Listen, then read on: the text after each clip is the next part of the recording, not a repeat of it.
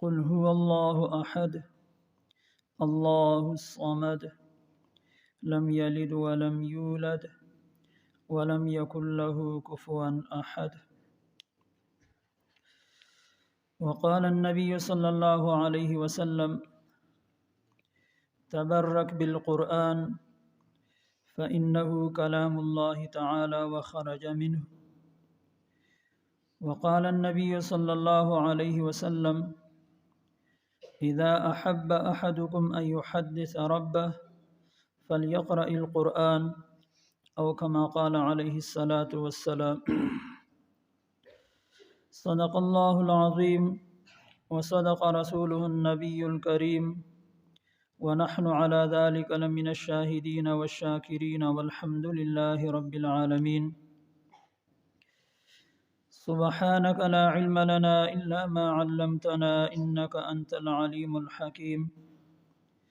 اللهم صل على محمد وعلى آل محمد كما صليت على إبراهيم وعلى آل إبراهيم إنك حميد مجيد. اللهم بارك على محمد وعلى آل محمد كما باركت على إبراهيم وعلى آل إبراهيم إنك حميد مجيد. عزت مندو مسلمانانو، د قرآن مجید د ختم بابرکات مجلس ته دا ستاسو او ستاسو د دې علاقې د دې کلی د پاره ډېر لوی سعادت ته او تاسو ته په دې باندې خوشاله دل فکار دي. الله جل جلاله فرمایي قل بفضل الله وبرحمته فبذلك فليفرحوا. علماء کرام ناستی مفسرینو دې کې دا نقطه لیکلې ده چې کله الله جل جلاله د یو حکم اهمیت بیانوي، د هغې عظمت او لوی خلکو ته بیانوي، نو بیا نبی علیه الصلاۃ والسلام ته ارشادي چې اے محبوبه ته دې خلکو ته ووایه. نو دې آیت کې الله جل جلاله فرمایي قل بفضل الله وبرحمته. اے محبوبه دې خلکو ته دا اعلان وکړه، دا ورته ووایه چې د الله په فضل سره او د الله په رحمت سره چې کوم دې خوشاله دل فکار دي. او عبد الله بن عباس رضی الله تعالی عنه فرمایي چې د الله د فضل نه مراد د الله قرآن دی او د الله جل جلاله د رحمت نه مراد د الله جل جلاله د طرف نه توفیق ملاوي دي چې څوک د قرآن تلاوت وکي، د قرآن ترجمه وکي، د هغې ختم وکي، نو پکار ده چې دا په دې باندې خوشاله شي. دته الله جل جلاله ډېر لوی سعادت ورکو، دا ډېر نیکبخته انسان دی،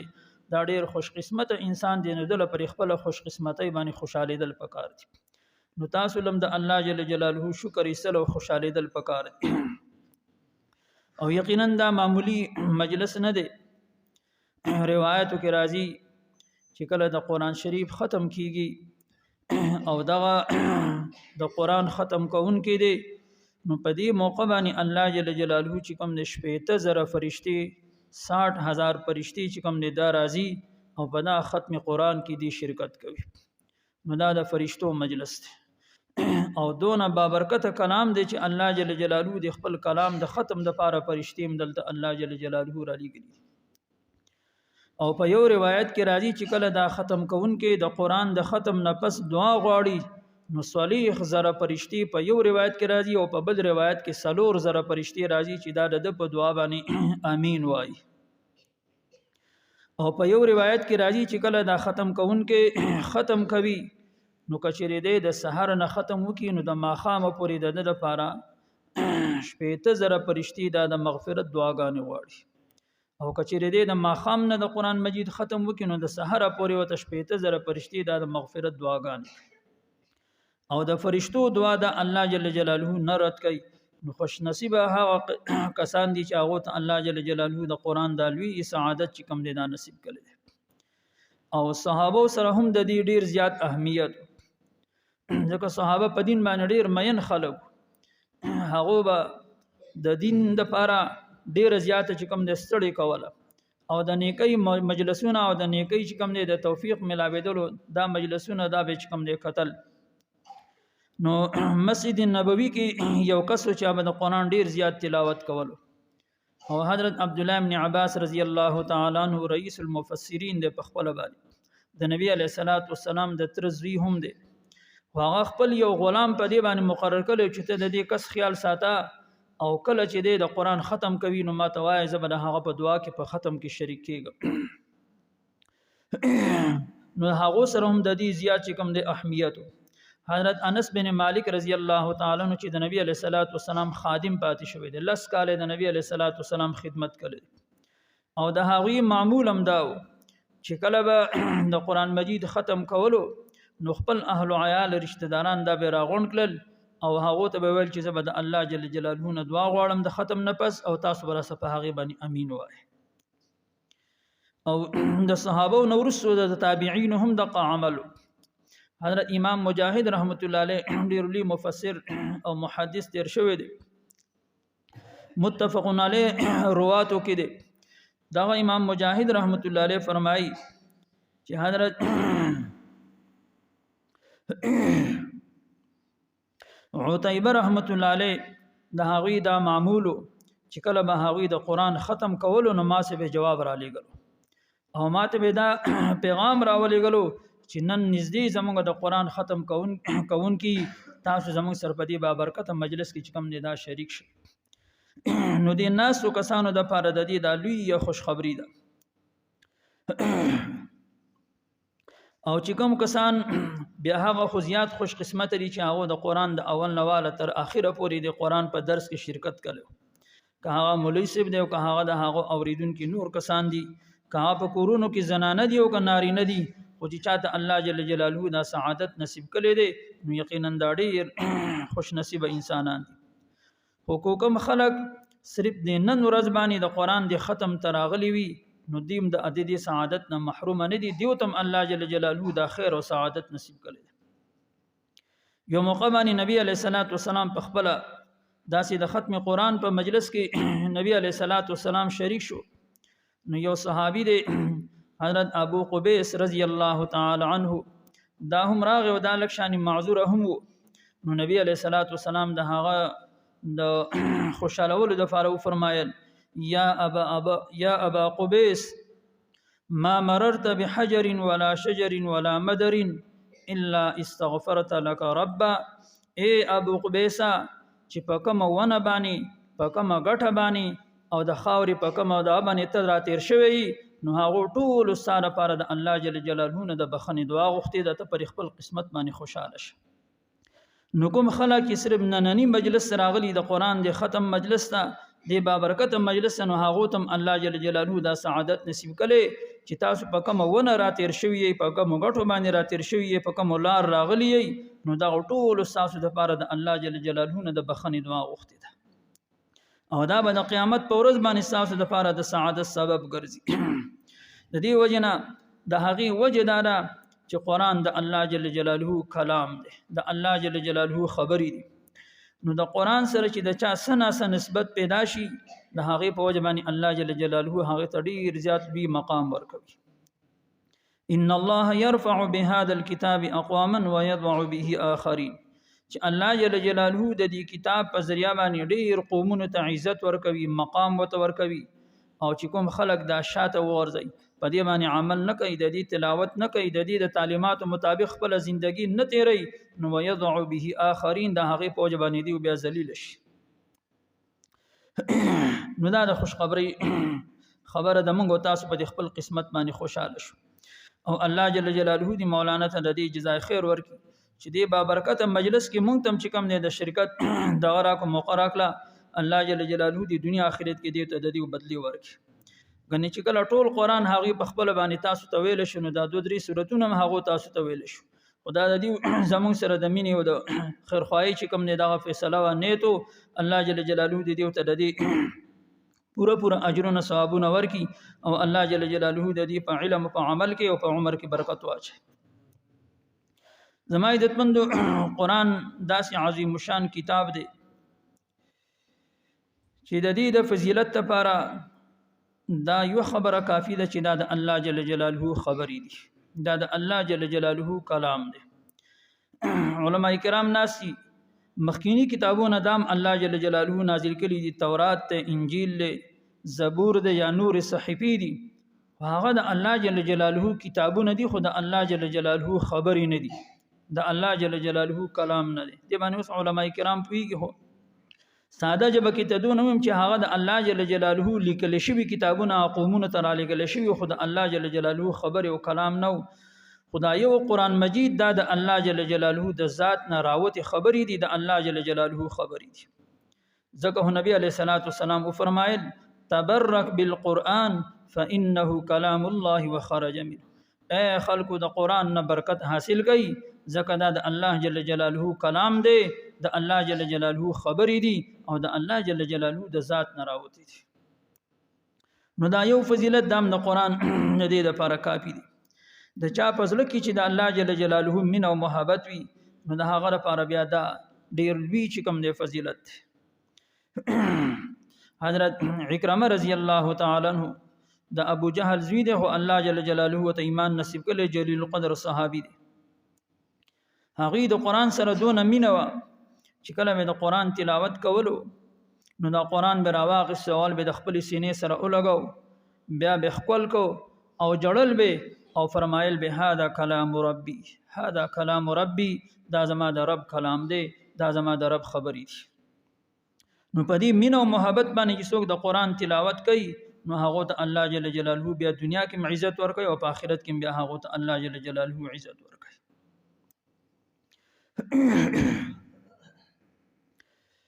او د دې فضیلتونه په احادیثو کې دونه زیات دي چې یقینا هغه بیانول د هغې لپاره ډېره لویه زندګي چې کوم دی پکار دی. خو الله جل جلاله دې موږ تاسو سره د الله جل جلاله مینه او محبت نصیب کړي، د قرآن مینه او محبت او د قرآن د تلاوت الله جل جلاله موږ تاسو ته توفیق راکړي. چې کوم کسان د قرآن تلاوت کوي، د هغو په زندګۍ کې برکت وي، هغو ته د زړه اطمینان او سکون حاصل وي، او د هغو خاتمه چې کوم دی دا په ایمان باندې کیږي. امام غزالی رحمت الله علیه یو واقعه لیکلی ده د یو بزرگ په حواله سره، چې هغه فرمایي چې ما په خوب کې چې کوم دی الله جل جلاله ماته د جنت او د میدان محشر هغه منظر را اخودلو. ویل زه د قیامت ورځ او زه په میدان محشر کې ولاړ یم. ویل زه یو دو کسان راله او زه یې داسې ځان نه بوتللم. ویل چې لږ لرې لاړم، نو ویل ما ته یو شین باغ ښکاره شو. خو ویل دغه باغ د حسن، د هغې د تازګي او د هغې دا کومه خوشبو چې وه، په هغه کې دا کومې میوې چې وي، نو دا شیزونه ما مخکې نه ولیدلي. نو زه د هغې په تماشه کې داسې مست شوم چې زه د هغه کسانو نه په هغه ځای باندې ودرېدلم او ما ته څه احساس پیدا نه شو. ویل دغه کسان ما سره راله او زه یې د لاس نه ونیوم چې راشه مخکې زه لاړ شم. ویل چې زه مخکې لاړم، نو ما د دې کسانو نه تپوس وکړ چې دا باغ څه شی دی. ویل ما ته وویل چې لږ مخکې نورم لاړ شه. ویل چې کله دې باغ ته دننه ورسېدم، نو پر دې باغ کې دننه ما ته یو داسې مکان او یو داسې محل او کوټي ښکاره شوه چې د هغه حسن، د هغې د ښکلوالې دا د دې جنت د باغ نه چې کوم د زیات ښایسته و. ویل زه د هغې په تماشه باندې شوم، نو دغه کسانو ما ته وویل چې ته پوه شو چې دا څه دي، دا ونې د څه شي دي، دا باغ د څه شي دی او دا مکان د څه شي دی. ویل ما عرض وکړو چې تاسو راته ووایئ چې دا څه شي دی. ویل دا کوم باغ چې دې ولیده نو دا جنت دی، او په دې باغ کې چې دا کوم محل ولیده، نو ویل دا یو مسکین سړی دی، هغه وفات شوی دی او د هغه دپاره الله جل جلاله دا تیار کړی دی. ویل زما په زړه کې ډېر زیات چې کوم دی خواهش پیدا شو چې کاش دا مقام ماتم الله جل جلاله راکلی وی، نو څونه به ښه وی. ویل ما ترې تپوس وکړو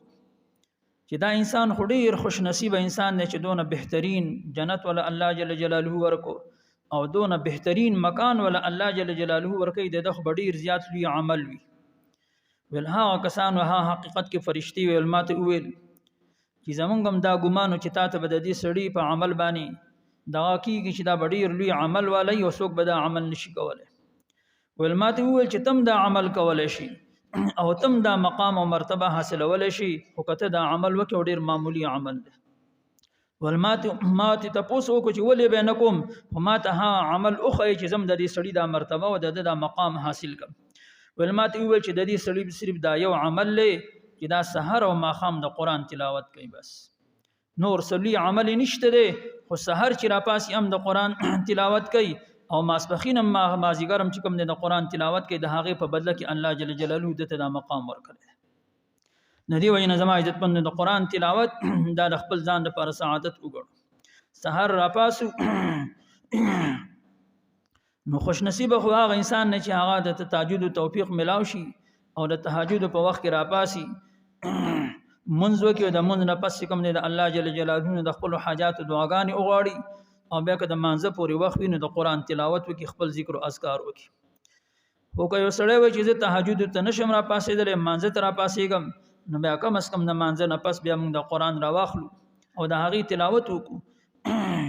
پکار خدا را چې کم از کم روزانه موږ چې کم د یو سپاره تلاوت کو او که څوک دونه زیات نشي کولای نو نیمه سپاره پاو یا کم از کم یوري کو دا خو زموږ استاد معمول شي خدا په هیڅ حال کې موږ تاسو نه پریږدو که غم دی او که خوشحالي ده خدا یوري کو یا دا یو پاو تلاوت دا زموږ تاسو نه پاتې نشي بیا موږ تاسو وګورو چې زموږ تاسو په ژوندۍ کې الله جل جلاله کم اطمینان کم سکون کم برکت او کم خوشحالیان راولي خو چې کوم کس د قران تلاوت نه کوي نو هغه ژوندۍ به لنډه تنګ ومن اعرض عن ذکری فان له معيشه ضنكا ونحشره يوم القيامه اعمى او بیا مخکې ما دا واقعا بیان کړی و چې الله جل جلاله د دې په ذریعہ باندې الله جل جلاله د مړو نه هم چې کم دی دا عذاب چتوي زمون د هندستان یو عالم دی هغه د قران د خدمت کړو چې دا قران هو الله جل جلاله مونږ ته په عربی ژبه کې را لېږل او مخکې چې کم دی بیا د دې د پښتو ترجمه یا د اردو ترجمه یا د اردو تفسیرونه یا د فارسی تفسیرونه دانو ورس بیا علما کرام د دې د خدمات وکړل چا په اردو کې ترجمه وکړه چا په پښتو کې چا په عربی کې چا په فارسی کې او چا په نورو ژبو کې وس خو د الله جل جلاله رحم دی په هر ژبه کې د قران خدمت کړي شوی په پښتو کې د دې تفسیرونه ملاویږي په اردو کې ملاویږي په فارسی کې ملاویږي په انګریزي کې ملاویږي په عربی کې بشماره ملاویږي خو چې خوش نصیب انسان هغه دی چې هغه ځان له د قران د پوی د لپاره د دې مطالعه شروع کړي نو دا هندستاني عالم د قران په اردو کې چې کوم دی دا ترجمه وکړه او د دې نمخ کې چا د دې ترجمه چې کوم دی دا نه وکړي نو دا یو لوی چې کوم دی خدمت د قران په حواله سره کله چې هغه وفات شو نو د هندستان بل یو عالم دی مولانا فضل الرحمن گنج مراد آبادی رحمت الله علیه دا یو لوی بزرگ انسانو صاحب کشف انسانو دته به الله جل جلاله د پټو خبرو شکم دی هغه کشف کولو د مړو حالات په د باندې الله جل جلاله واضح کول د دې وجنه د فرمایل چې زه په قبرستان باندې نظم ذکر د مړو حالات الله جل جلاله ما تخین سوق په خوشحالي کې په جنتونو کې او سوق په مصیبتونو او په عذابونو کې خو چې کله دا عالم وفات شو د مولانا عبد القاهر نو چا دته ویل چې د قرآن ډیر لوی خدمت کړي دی تاسو باندې الله جل جلاله د دوی حالت واضح کړي دی وکنه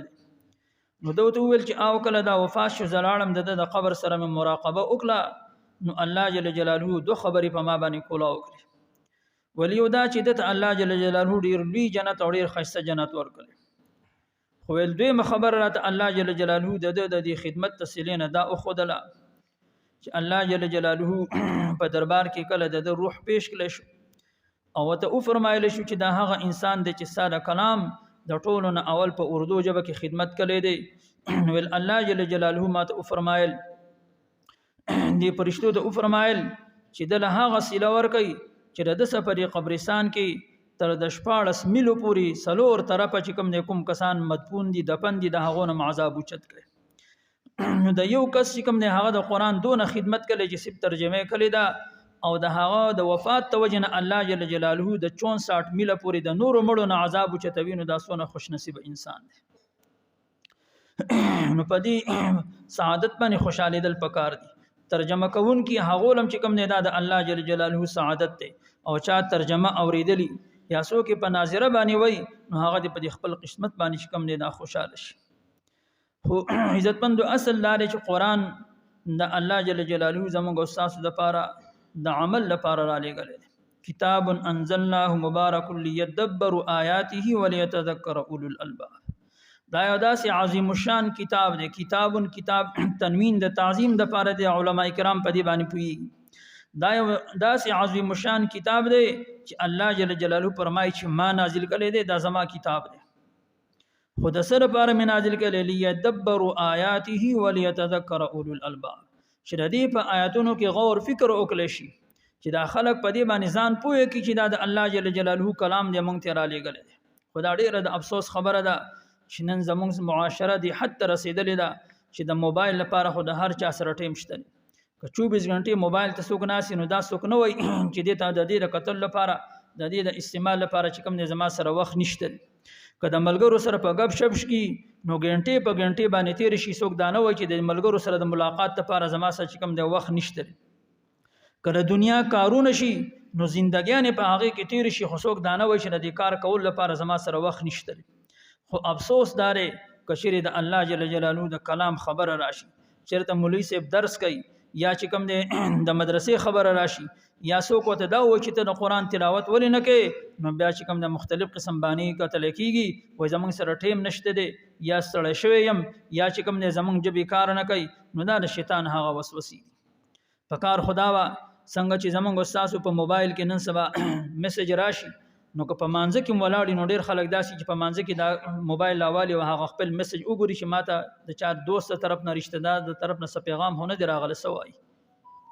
نو دا د قران دام د الله جل جلاله د طرف نه موږ تاسو ته پیغام دی زمونږ استاد د هدایت لپاره الله جل جلاله نازل کړي. الف لام میم ذالک الکتاب لا ریب فیه هدى للمتقین. او بیا د متقین تعریف الله جل جلاله څنګه کوي الذين يؤمنون بالغيب ويقيمون الصلاه ومما رزقناهم ينفقون. نو پکار دارا څنګه چې موږ د دنیا د کارون د پاره ځان پارېغو د موبایل لپاره ټیم ورکو د ملګرو د ملاقات لپاره د رشتہ دارانو د زیارت لپاره ټیم ورکو نو د کلام الله لپاره موږ تاسو ټیم وباسو. د ټولو نه اول زموږ استاد د ژوندۍ اهم مسله دارا چې زموږ استاد الله جل جلاله راضي وما خلقت الجن والانس الا ليعبدون. نو ترسو پورې چې په قران باندې موږ تاسو ځان نه پوي کړي د دې مطابق موږ تاسو خپل ژوندۍ نشو جوړولای او چې کله موږ تاسو په قران باندې ځان پوي کو مولوی سي تکینو د هغه نه ترجمه واورو تفسیر واورو چې زموږ تاسو په د ژوندۍ هر یو شی چې الله جل جلاله موږ تاسو ته بیان کړي عبادات پکې بیان کړل شوی دي معاملات پکې بیان کړل شوی دي معاشرت پکې بیان کړل شوی دي اخلاقیات پکې الله جل جلاله موږ تاسو ته بیان کړي عقاید پکې بیان کړي دي. نو چې کله دا ټول شي دونه زموږ استاد ټیک شي نو بیا براته په خپل الله جل جلاله چې کوم د خپل رضا نصیب د دې وجه نه د قران د تلاوت چې کوم نه دا کوشش وکړو سحر او ماخام دا چې کوم د موږ تاسو د دې لپاره ټیم مختص کو چې په دې ټیم کې بځه د الله جل جلاله د کلام د تلاوت نه بر هیڅ یو کار چې کوم نه دان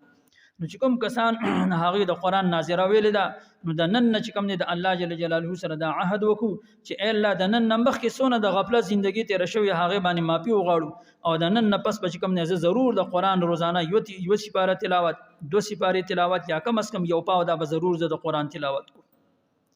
بیا وګورئ چې الله جل جلاله تاسو په ژوندۍ کې سونه چې کوم نه برکتونه خوشاله نه راوړي. خو چې څونه موږ تاسو د قران نه لري نو بیا د شیطان هغه وسوسې زموږ استاد په ځل کې راځي شیطان ته بیا زموږ استاد گمراه کول زموږ استاد غولول زموږ استاد په گمراهۍ او په ګناهونو کې اخته کول لا به آسان شي.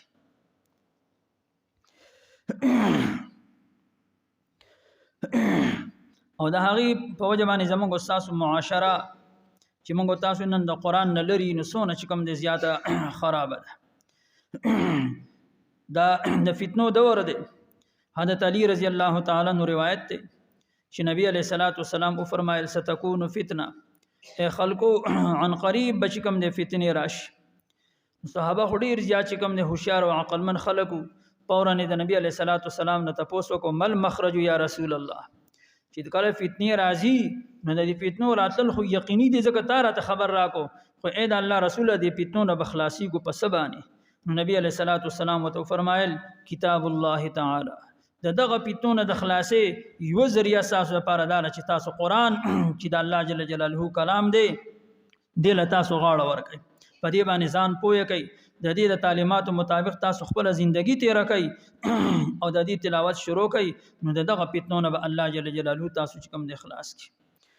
فيه نبأ ما قبلكم بیا ته نبی علیہ الصلوۃ والسلام د قران عظمت بیانوي چې دا قران د الله جل جلاله داسې عظیم شان کتاب دی چې په دې کې د مخکینو خلقو حالات الله جل جلاله موږ تاسو چې کوم د بیان کړی دي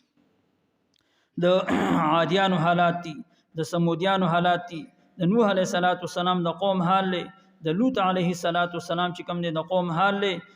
او د مکی د مشرکانو مختلف قومونو حالات الله جل جلاله موږ تاسو بیان کړی دي چې دا قومونه دنیا کې الله جل جلاله هلاک کړي نو د هغوی د هلاکت وجه سوي نو د هغوی د هلاکت وجه الله جل جلاله هم قران کې بیان کړي چې هغوی په قسمه چې کوم د ګناهونو کې اخته د کفر او شرک سره سره په قسمه ګناهونو کې چې کوم د اخته د هغه ګناهونو د وجه نه الله جل جلاله هلاک کړي مثال په تور باندې شعیب علیہ الصلوۃ والسلام قوم بارک الله جل جلاله دا فرمایلی دي چې هغه په ناب تول کې کمې کول اوس نن سبا معاشره کې د تاجرانو دا یو عادت جوړ شوی دی چې کوم شی او شی دی په آرډر باندې اخلي مخکې دا غوي خبره وکي چې دا شی کې د مار پر دونه کمې وکا او د هغه مزه ته دونه رقم کم درکو او قران کې الله جل جلاله د هغه د هلاکت دغه سبب وګرځولو چې دیو به د کفر او د شرک سره چې کوم نه پناب تول کې کمې کول د دې وجه نه زما عزت مند خپل حلال مال دا د ناب تول کې د کمی د وجه نه د دوکې د وجه نه او د غش د وجه نه چې کوم نه د موږ تاسو حرام نکو غنی بیا به انجام هغه وی چې کوم انجام الله جل جلاله د شعیب علیه السلام د قوم کړ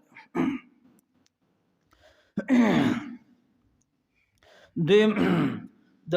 لوط علیه السلام د قوم انجام د سمودیانو د قوم انجام او د عادیانو د قوم انجام دا موږ تاسو به د مولوی صاحب نه چې کوم د پرې تفسیر کې اوریدلی چې دا غوسه انجام وش د دې وجنه چې کوم قومونو د کوم عمل د وجنه الله جل جلاله هغه هلاکلی د هغه اعمال د وجنه د هغه ګناهونو نه خاص تور باندې موږ تاسو چې کوم د خپل ځان وساتو او خصوصا د موبایل دا فتنه خداسي فتنه ده چې یقینا علما کرام لیکلي دي چې د مخکینی خلکو د پاره یا د راتلونکو خلکو د پاره بلو یا فتنه چې کوم نه د جالوي خود دې زمانه د خلکو د پاره لو یا فتنه چې کوم نه د موبایل دیو زمنګ د نوجوانانو نسل هم تباہ او ک نارینه دیو ک زنانه دی هغه د دین د وجنه د دې د وجنه چې کوم نه د دین نډیر زیات چې کوم نه لري شو د دې وجنه په خپل اولاد باندې موږ تاسو رحم وکړو قرآن کې الله جل جلاله فرمایي یا ایها الذین آمنوا قوا انفسکم واهلیکم نارا چې خپل ځان دام د جهنم نه بچ کړي او خپل اهل او عیالم د جهنم نه بچ کړي نو څنګه موږ تاسو باندې د خپل ځان فکر پکار دی نو د قشان د خپل اهل او عیال فکر په موږ تاسو باندې پکار دی چې موږ تاسو دغه اولاد سره د مين او د محبت توجنه هغه له د غټي موبایل واخلو او هغه ته د دین معلومات نه دغه اخیری زمانه چې کوم د مسلمانانی بیا چې هغه په دې باندې سونه ګناهونه کوي نو هغه ګناه کو سره باقاعده چې کوم د تم شریک حضرت عمر رضی الله تعالی عنہ تاسو کې د الله رسوله د خپل ځان د جهنم نه بچکولو په تابانه خو پیغام چې زه د الله نه پرمانی پریدم خو اې د الله رسول خپل اهل او عیال او بچی بزره جهنم نه څنګه بچکم نبی علیہ الصلوۃ والسلام تو فرمایل اے عمره د کوم کارونو چې الله جل جلاله ته د کول حکم کړی دی هغه په خپل باندې کوا او خپل اولاد تم اخلو عیال تم د هغه حکم کوا او د کوم کارونه چې الله جل جلاله ته منع کړي په خپل ځان د هغه نه ساته او خپل اهل عیال هم د هغه نه ساته تب په خپل د جهنم نه بچي او خپل اهل عیال هم د جهنم نه کوم دی بچي او صرف دانه ده بلکې د قیامت پر ورځ باندې بدادیو په باره کې زمونږ نه تپوسم کی کلکم راع وکلکم مسئول عن رعیته چې پتا سو کې هر یو چې کوم د نگهبان دی او دا غنه به د خپل ماتحت په باره کې تپوس کولای کی د کور مشر دی نو د کور مشر نه به د هغه ماتحت په باره کې تپوس کولای کی چې تا د خپل ماتحت سونه دینی تربیت کړه سونه تا هغه ته د الله جل جلاله معرفت د نبی علیہ الصلوۃ والسلام محبت د قران محبت ته هغه ته سونه خودلو نو د قیامت پر ورځ باندې مدد تپوسم کیږي ځکه نبی علیہ الصلوۃ والسلام او فرمایل چې تاسو خپل اولاد تدریش نه اوخی دغه اولاد بچکم د تاسو تابعدار جوړ شي یو ته زما محبت اوخی د نبی علیہ الصلوۃ والسلام محبت یو ته د الله جل جلاله محبت اوخی او دریم مت د الله جل جلاله د کلام د قران محبت او خی د اولاد بساسو نیکان شي دا بساسو تابعدار جوړ شي او د جنت مستحق جوړ شي. هنن موږ تاسو خپل اولاد د پاره د دنیا د تعلیم خو چې کوم د فکر کو ماشوم غټیږي نو د خنه خص کول چې کوم د تنظیم کو چې د سباله د مستقبل چې کوم نه د روحانه شي. اکثر خلک بیا موږ علما کرام ته دا و چې تاسو تنگ نظر آئ نو موږ د دنیا د تعلیم چې کوم د مخالفت نه کو دا په خپل ځای باندې ډیر لازمی دی اهم دی. زمونږ په مدرسو کې هم د دې اهمیت چې کوم د بیانېږي او دا چې کوم د شرط دی خو د دنیا د تعلیم سره چې څنګه د دنیا تعلیم ته د دنیا د مستقبل لپاره دا لازمی غني نو د مرګ نه پس د دې ماشوم یو بل مستقبل را روان دي د هغه مستقبل فکر پکار دی.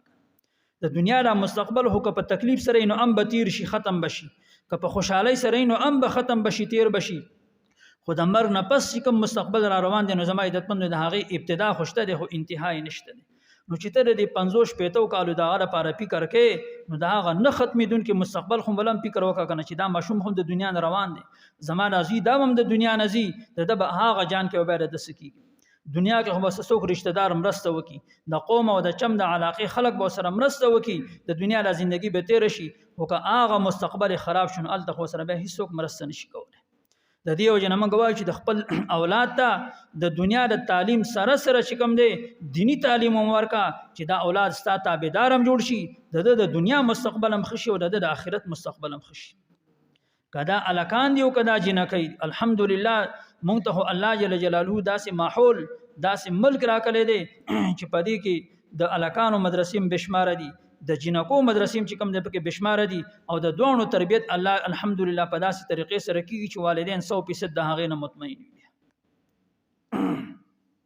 د دې وجنه د خپل آخرت لپاره او د دې اولاد باندې د رحم کولو لپاره خپل اولاد ته چې کوم نه موږ تاسو دینی تربیت وکړو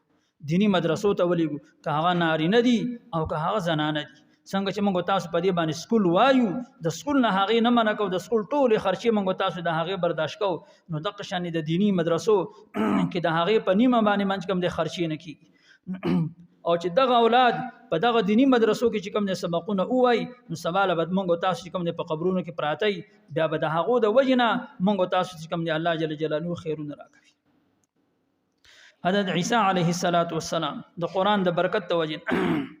حضرت عیسی علیه السلام د الله جل جلاله جلیل القدر پیغمبر تر شوی دی. امام غزالی رحمت الله علیه احیاء العلوم کې د واقعا لیکلي مفسرین هم لیکلي ده حضرت عیسی علیه السلام په یو قبرستان باندې تیرېدلو نو یو قبر ته چې کوم دی عذاب کېدلو او په ډېر بد حال کې دا غریب دا عیسی علیه السلام د هغه نه تیر شو په خپل کار باندې لاړ چې سپه وخت پس چې کوم دی واپس راتللو بیا په دا قبر باندې راتیر شو نو الله جل جلاله ته د قبر حالت چې کوم نه بیا اخودلو وس دغه قبر د عمل ډیر زیات چې کوم نه خوشاله دي ډیر زیات پر راحت او په آرام او په خوشحالي کې دي او د الله جل جلاله په رحمتونو او په نعمتونو کې دي. عیسی علیه السلام هم الته چې کوم نه او د سوکو منځ وکړو د الله جل جلاله نه دعا وکړه اے الله اول خو چې په دې ځبانه تیرېدلم نو دا مړ ډیر زیات چې کوم نه په تکلیف کې او په مصیبت کې او په غم کې او ډیر زیات چې کوم نه سخت عذاب وته کېدل او اے الله وسی واپس رالم نو معاملہ بدل اوس ډیر زیات په خوشحالو کې دي په نعمتونو کې دي هغه عذاب ته اوچت شوی دی اے الله د دې ماجرا سره د دې حقیقت سره د دې حالت چې کوم نه واضحه کې الله جل جلاله ته چې کوم نه فرشتہ راولېګل چې عیسی دا سړی په خپل باندې زما ډیر زیات نافرمان او زه ډیر زیات خپکلې ومه نو چې کله اول ځل ماته ته د حالت اخودلو نو دا د عملو د قبر عذاب کېدلو خو کله چې دا سړی وفات کېدلو نو د بیبي چې کوم دی هغه په خړه باندې یو ماشوم او چې کله هغه پیدا شو وس هغه لوی شو نو هغه ماشوم چې کوم دی هغه مولوی صاحب او قاری صاحب لاړ نو نن وته قاری صاحب چې کوم دی بسم الله ویل چې بسم الله الرحمن الرحیم چې بچیا شروع کوم د هغه الله په نوم باندې چې هغه ډیر زیات مهربان او بهون کې دی نو ول عیسی ما ته شرم راغی چې دا وړو کې ماشوم خو دی په دې وړه خوله باندې زما نوم اخلي او ماته د رحیم او رحمان وای او زه د ځمکې لاندې د پلار لچکم د عذاب ورکوم نو مال حیا را لزکت ما عذاب اوچت کو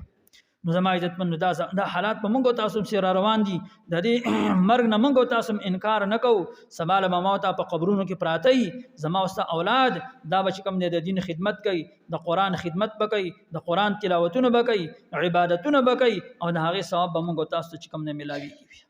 نو د خپل ځان لپاره د اخرت ذخیره جوړ کو او دا ګوره دی اولاد په موږ تاسو باندې حق دی کوم تاسو د حق ادا نکو د ته دینی تربیت ور نکو د دې د دینی تعلیم چې کوم د تنظیم و نکو نو د قیامت په ورځ باندې ګوره موت مجرمانی د دې په باره کې به زموږ تاسو نه تپوس کی د دنیا د تعلیم په باره کې رانه تپوس نه کیږي د علما کرامو نه تپوس اگر چې دام د دې ضرورت ته دا بم کې خو د دینی باره کې به زموږ تاسو نه تپوس هم کیږي چې موږ تاسو دې ته دینی تربیت ورنکو نو الله جل جلاله زموږ استاد د قران سره مين او محبت پیدا کی وس د قران د دې درې سوراتونو چې کوم دي دا ختم دي د دې مختصر چې کوم دي دا واورو وضاحت واورو اولنې سورت سورت اخلاص دې ته موږ تاسو قل هو سورت وایو وعام د دې نوم چې کوم دي سورت اخلاص دي او د دې نورم مفسرین بشمار نمونه لیکلي تقریبا 49 پورې یو کم 50 پورې د دې نمونه دي او دا ډېر برکت والا فضیلت والا چې کوم د صورت مکی صورت د هجرت د مخکې نازل شوې دي ترتیبی مصحفی په اعتبار سره دا 112 نمبر صورت دی او ترتیبی نزولی په اعتبار سره دا 123 نمبر چې کوم د صورت دی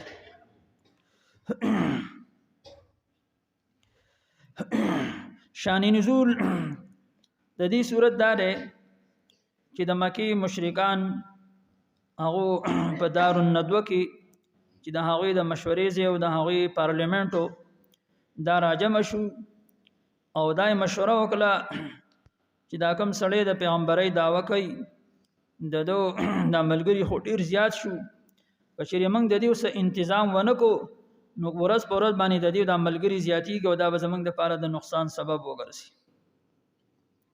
د دې وجه نه دی اول یو سړی تیار کو بل تلاړ شو د سره خبره وکړه چې دا سړی کوم خبره کوي د دې خبرې کول له غرض او مقصد څه دی ولاړ شدت وایا چې ته دا کم دعوت چلے نو کده دې په وجه باندې ته بادشاہي کول غواړي نو موږ به تا خپل بادشاہ جوړ خو امام رازی رحمت الله علیه په دې باندې رد کړی دی چې د بادشاہي پیشکش وته نو شوی ځکه د دې جګړم په بادشاہي باندې و کفارو بخپل بادشاہي نه پر خودله او نبی علیہ الصلوۃ والسلام ته د بادشاہي مطالبه نه وکړي ولاړ شداوت هو چې ته بادشاہي غواړې نو بادشاہي بدر کته مال او دولت غواړې نو طالب موږ دونه مال او دولت راجم کو چې د ټول عربو کې به ټول نزيات مالدار شي او کچېری ته د چا سره نکاح کول غواړي نو په کوم زنانه باندې چې ته کو ګوتک دی د هغه سره موږ ستاسو نکاح وکړو او ول کچېری ته د خپل دعوت نه مجبور ای تا باندې د جنات اثر دی یا العیاذ بالله تعالی ونی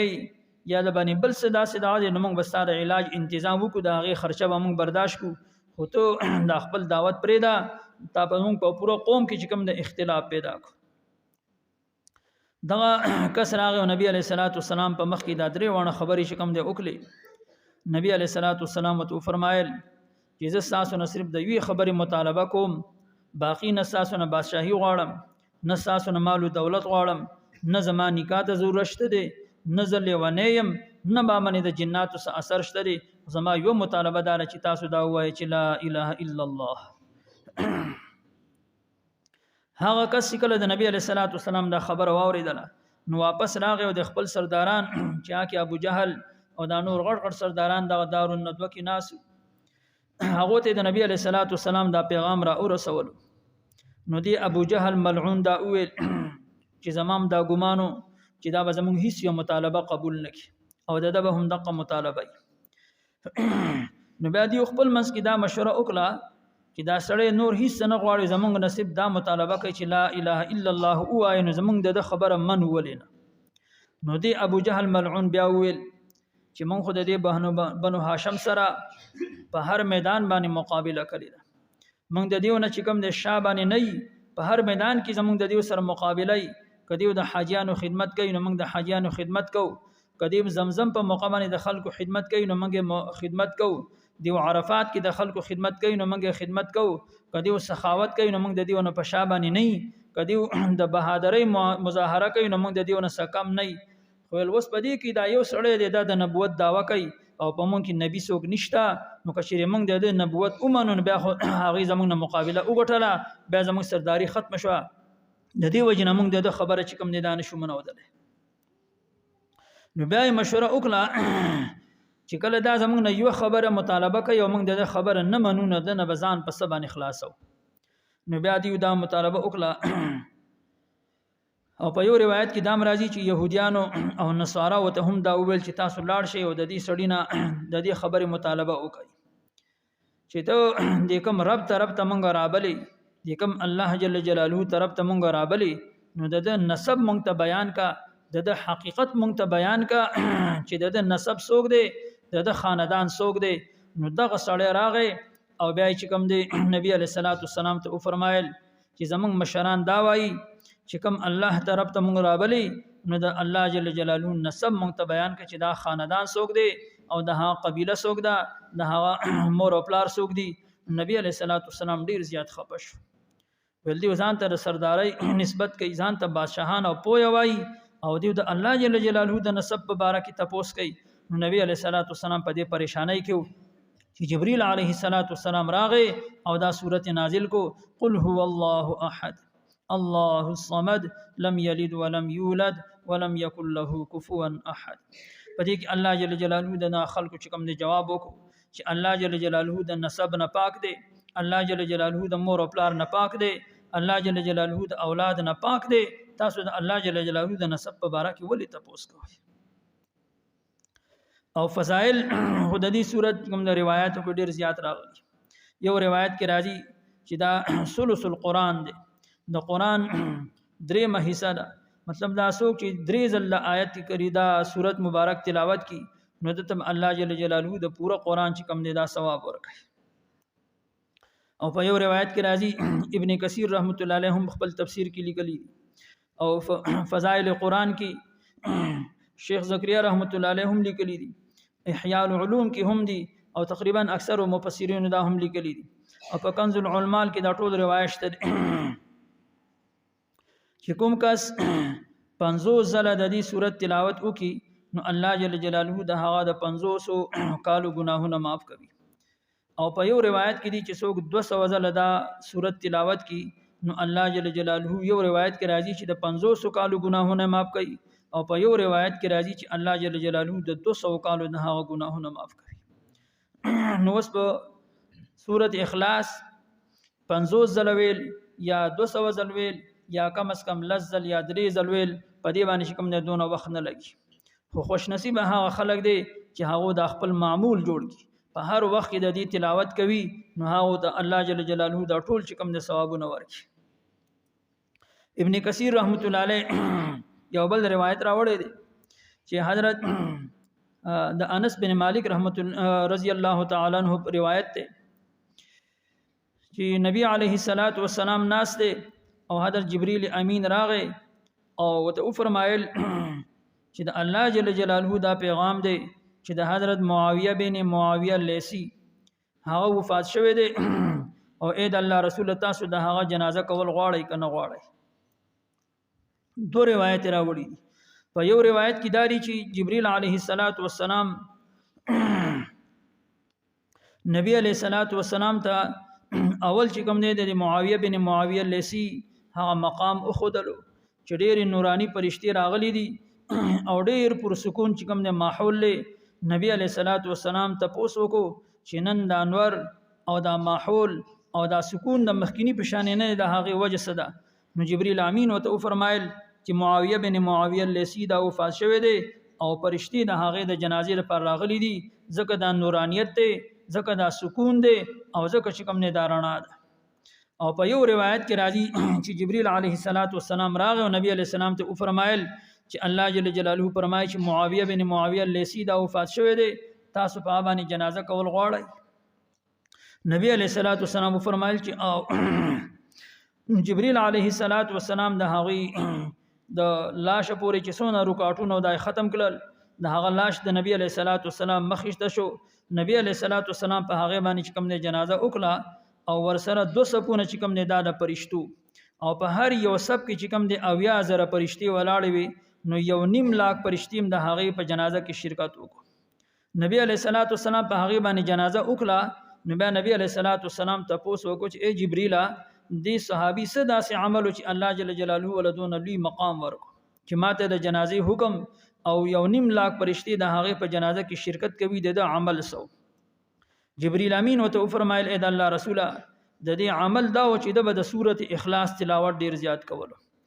په ناس بهم وایو په ولاړ بهم وایو سحر بهم وایو ماخام بهم وایو نو د دې سورته محبت توجنا او د دې سورته تلاوت توجنا الله جل جلاله هغه ته دون مقام ورکو چې تاسو په هغه باندې جنازه وکړه او 1.5 لاک پرشتي د هغه په جنازه کې شریک شوي. نو موږ تاسو نم چې کوم د دې سورته تلاوت کول پکار دي او علما په یو خاص خبره د لیکل ده چې دا زموږ تاسو د ژوندۍ او د کامیابی چې کوم دی راز دی چې څوک د دې صورت زیات تلاوت کوي د هغه خاتمه په ایمان سره کیږي. نو ټول نبی فضیلت دار مونږ تاسو د خپل ایمان د خاتمه سوالم کو د فتنو دور دی څنګه حدیث شریف کې راځي چې سړی به سحر مسلمانی خو ماخام نمخ کې بده کافر شوی ماخام به مسلمانی هو د سحر نمخ کې بده کافر شوی. نو مونږ تاسو د خپل ایمان د سلامتی سوالم کو او چې کوم سړی د دې صورت بار بار تلاوت کوي د هغه خاتمه په ایمان سره کیږي. دغه دې کې الله جل جلاله خپل شان بیان کړي او یو صحابي نبی علیه الصلاۃ والسلام چې کوم نه jihad له اولګلو او هغه امیر جوړ کو هغه به هغه ته قافله والو ته منځونه کول نو په منځ کې به دا صورت وایو چې کله دغه صحابه د jihad نه واپس رال نو هغه د خپل امیر دا شکایت وکړو اے الله رسول دی او په هر مانځ کې دا صورت وایو. نبی علیه الصلاۃ والسلام وته فرمایل لاړ شي تاسو کوي چې هغه د صد وجنه د دې صورت تلاوت کول او نور صورتونه نه ویل. نو هغه چې کله تاسو ته وکړو او رائے وسونو نبی علیہ الصلوۃ والسلام ته فرمایل نو هغه صحابي ته فرمایل لانها صفه الرحمن واحب ان اقرا به اے د الله رسوله ما به د دې صورت تلاوت زکه کولو چې دا د الله جل جلاله صفت ته او زه دا غواړم چې زه په دې سره د الله جل جلاله د کلام تلاوت وکم د هغه یاد کم. نو نبی علیہ الصلوۃ والسلام ته فرمایل حبک ادخلک الجنه د دې صورت محبت دا بتا جنت ته داخل کی. نبی علیہ الصلوۃ والسلام ته د جنت زیره ورکو. نو د دې صورت تلاوت چې کوم نه موږ تاسو بار بار کو قل هو الله احد قل تورته اے پیغمبره هو الله احد شاندار چې الله اکی واحد دی د الله سره څوک شریک نشته دی نه د ذات په اعتبار سره او نه د صفاتو په اعتبار سره. د ذات په اعتبار سره هم الله جل جلاله تنها د اکی واحد دی او د صفاتو په اعتبار سره هم الله جل جلاله تنها دی. لیس کمثله شیء د الله جل جلاله د ذات په شان هیڅ یو شی نشته دی. نو دې کې موږ تاسو ته الله جل جلاله توحید بیان کو عقیده راته بیان کړه چې د مسلمان عقیده دا بر توحید عقیده وي د ذات په اعتبار سره د الله سره څوک شریک نه جوړي د صفات په اعتبار سره د الله جل جلاله سره څوک شریک نه جوړي. الله جل جلاله دې زموږ د عقیده نصیب کړي او په دې باندې راته الله استقامت نصیب کړي. دیم زما عزتمن په دې کې زموږ استاد لپاره دا عبرت ده چې موږ تاسو ټول مسلمانانو په الله باندې ایمان راوړی دي. نو څنګه چې زمونږ استاد الله یو دی د قشانی دا ټول مسلمانان که هغه د کوم ځای اوسیدونکي دي دا به ټول یو موټی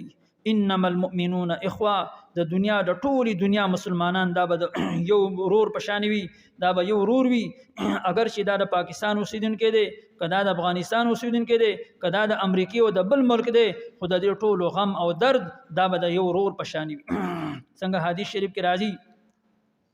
چې د مسلمان مثال د مؤمن مثال دا د انسان د بدن په شان دی. نو د انسان په بدن کې کچری انسان په سر باندې درد وي نو ټول بدن په تکلیف کې وي په سترګ باندې درد وي نو ټول بدن په تکلیف کې وي. نو د قشانی د مسلمانانو به د یو بل سره داسې مینه او محبت وي په یو ځای کې د دنیا په یو ګوټ کې په مسلمان باندې تکلیف ته په هغه باندې ظلم کیږي نو د هغه د وجه نه به د ټولي دنیا مسلمانان دا بے قرار وي. دا بنوي چې زه پاکستاني يم زه افغاني يم یا زه د امریکای اوسیدونکو يم یا په ما باندې دا تکلیف نشته ستاسو د ایمان تقاضا ده چې تاسو په مسلمان ورور باندې تکلیف راغی ته به هغه سره په غم کې په هغه تکلیف کې چې کوم د خپل ځان شریکې نو د دې نه دا سبق مونږ تاسو ته ملاو شو چې څنګه زموږ الله یو دی هغه یو الله باندې ایمان نه وړی دی د دې د وجه نه مونږ ټول مسلمانان به بیا ورونه نو د یو بل سره به حسد بغض او کینه چې کوم نه دانه ساتو څنګه چې مخکې آیتونو کې راځي بیا الله الصمد الله بی نیاز دی صمد هغه ذات ویل کیږي چې هغه په هیڅ یو سیس کې چې کوم نه بل چاته محتاج نه او د هغه نه علاوه ټول چې کوم نه هغه ته محتاج نو الله جل جلاله مخلوق هیڅ چاته محتاج نه دی او مخلوق ټول په ټول باندې چې کوم نه په هر حال کې الله جل جلاله ته محتاج دی یا ایها الناس انتم الفقراء الى الله اے خلقو تاسو ټول په ټول چې کوم دی الله جل جلاله ته محتاج نو موږ تاسو الله ته محتاج خو الله جل جلاله د احتیاج نه پاک دی نو پدې کې د هغه مشرکینو د سوال جواب مو شو چې نسب قبیله مور او پلار او اولاد خو د هغه چا لپاره چې څوک محتاج او الله جل جلاله محتاج نه دی نو د الله جل جلاله لپاره مور او پلار هم نشته اولاد هم نشته نسب او قبیله هم ولا نشته دویم پدې کې زمونږ د پاره دا عبرت ته چې کله موږ په الله باندې ایمان راوړی دی او الله جل جلاله زمونږ رازق مالک دی نو په دا الله جل جلاله نه علاوه به موږ بل چاته محتاج ځان نه ګڼو مخلوق ته خپل ځان محتاج نه ښکاره کو لکه څنګه چې نن الله دې رحم وکي زمونږ استاد حکمرانانو خپل ځان غیر ته چې کوم د محتاج د عقل دی کله په والي سي چې کوم د کشکول ګرځوي کله په امریکای سي کله په برتانیې سي او د هغه د ضرورتونو چې کوم د پوره نشو نو قران مونږ تاسو ته دا وایي چې کله تاسو په الله باندې ایمان راوړی دی نو تاسو رازق مالک ضرورتونو پوره کول ول الله دې د الله نه علاوه بل چاته ځان محتاج نه ګڼي نو الله جل جلاله دې مونږ تاسو د مخلوق ته محتاج نه وساتي لم یلد ولم یولد چې دغه الله نسوک زیګولې دی او نه دغه الله زیګول شوی دی نه د الله جل جلاله اولاد شته دی د الله جل جلاله نسوک پیدا نه دی الله جل جلاله د بیبي نه پاک دی الله جل جلاله د اولاد نه پاک دی الله جل جلاله چې کوم دی د مور او پلار نه پاک دی ځکه د مور او پلار د اولاد او د بیبي ضرورت هغه چاته راځي چې هغه احتیاج وي هغه محتاج وي الله جل جلاله د احتیاج نه پاک دی نو هغه ته د دې شي د ضرورت نشته ولم يكن له كفوا احد او دغه الله لرا هیڅ چې کوم دی برابر نشته دی د الله جل جلاله عظمت دا دون لوی دی چې مخلوق کې څوک د الله جل جلاله برابر نشي کېدل ليس كمثله شيء پدې کې مفسرین دقل کړي دي چې نه د الله جل جلاله د ذات په شان د چا ذات کېدل شي نه د الله جل جلاله د صفات په شان د چا صفات کېدل شي دا به زمونږ استاد عقیده وي د الله جل جلاله سره به هیڅ برابر نه جوړ مخکې چې کوم دی وسو الله جل جلاله رحم وکړو تبلیغ سره الله جل جلاله د خلکو زندګیان بدل کړي د مدرسو سره الله جل جلاله د خلکو زندګیان بدل کړي مخکې چې کوم دی د مشرانو نه منګه کم اورو نو په دې علاقه باندې هم او مخکې چې کوم دی پنجاب کې خوسم دی الله جل جلاله دې مسلمانان اوساتي چې هغه مزارونه او د بزرګانو قبرونه چې کوم دی هغه ته د الله جل جلاله درجه ورکوي وې دا پلان کې دا هم چې کوم دی د الله جل جلاله صدا کول شي دا بادو بابا دی دا زیارتونو بابا دی دا د دې بیماری د پاره خده دا د دې بیماری د پاره خده او الته به چې کوم دی بیا هغه زیارتون لتل او نه هغه بیماری او د هغه حاجت دعا به ودا نه کول نو غریب ځان نه چې کوم دی په خپل باندې خپل دغه نشي کولای نو صاحب چې کوم دی سمدد وکړي نو د دې نه چې کوم دی موږ تاسو ځان ساتو مخکې سورۃ الفلق او بیا سورۃ الناس دا دوه سورتونه د مکی سورتونه د هجرت مخکې نازل شوې دي ترتیبی مصحفی په اعتبار سره 113 او 114 نمبر دي او ترتیبی نزولی په اعتبار سره 120 او 121 نمبر دي د دې شان نزول هم داړو یو دی هغه دا چې د مکی مشرکانو او مدینه کې بیا خواشه يهوديان نو دیو د اسلام خلاف د نبی علیہ الصلوۃ والسلام او د صحابه خلاف چې کوم د هر حربه استعمال کړه چې په ست طریقې سره موږ دا ختم کو دیو ترقی ونه کې او د دیو د عملګری او د دیو د جماعت سیوا نشي او د هغه د ټول تدبیرونه د هغه د ټول مکرونه الله جل جلاله نست نابود کړه او ورځ په ورځ باندې به الله جل جلاله اسلام ته ترقی ورکوله. الاسلام يعلو ولا يعلى عليه. نو د ټولو نه اخیری حربه چې دی يهوديانو استعمال کړه نو هغه دا چې په نبی عليه الصلاه والسلام باندې جادو او کوړه وکړي. یو هلکو هغه به د نبی عليه الصلاه والسلام خدمت کولو نو د هغه په ذریعہ باندې د نبی عليه الصلاه والسلام د سر مبارک اختو او د نبی عليه الصلاه والسلام ګمنز دا شیزونه حاصل کړل. او بیا یو يهودي چې د هغه نوم لبید ابن اعصم او د هغه لونو نو دیو په شریک باندې په نبی عليه الصلاه والسلام باندې چې کوم دی دا جادو وکړو هغه اختول چې کوم دی یو لس غوټي ورکړي پاکستاني منی دا شیزونه بند کړل او بیا د کجوري په هغه خوشه کې چې کوم دی دا بند کړل او د مدینې نه بار یو کوی و چې هغه ته زروان وایو د هغه کوی په یخ کې د یوتیګ لاندې چې کوم دی دا کې خودل چې کله جادو وکړو نبی عليه الصلاه والسلام باندې د هغه اثر شروع شو. خو د نبی عليه الصلاه والسلام کوم چې د وحي سلسله ونه دا بالکل محفوظه وا هغه کې سفرق نو راغله. خو نبی عليه الصلاه والسلام باندې دون اثر وشو چې عموما به نبی عليه الصلاه والسلام یو کار نو کله ول ما دا کار کله دي او کله به یو کار کله ول ما دا کار نه دی کله او لږ شانی جسمانی تکلیف وته هم نو دا جسمانی تکلیف یا هفته یا لس ورځې یا صلیخ ورځې یا شپږ میاشتې او اکثر مفسرین چې کوم نه د شپږ میاشتې ذکر کړی دي دون تکلیف نبی علیہ الصلوۃ والسلام ته بیا عائشہ رضی الله تعالی عنها فرمایي چې ورځ نبی علیہ الصلوۃ والسلام د خوب نه رافاسدو او ماته او فرمایل عائشہ الله جل جلاله ماته زما بیماری او خودله ول ما تاسو کې د الله رسوله ساسو څه بیماری ده